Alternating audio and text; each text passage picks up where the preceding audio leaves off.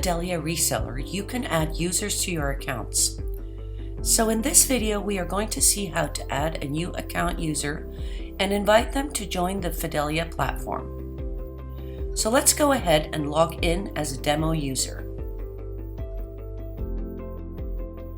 And a password. And there we are. Now I can look at my various accounts that I have, and you notice there is an eye icon on the right side. Clicking in the eye will take us to the account management page, which you can also get to from the portal menu. And here we are. We have no admin users at the moment, so let's go ahead and add one. Put in a username and some details, first name and last name. And let's give this role a name. I'll call this administrator. Now put an email address in. This is important because this is the email address where the invitation will be sent.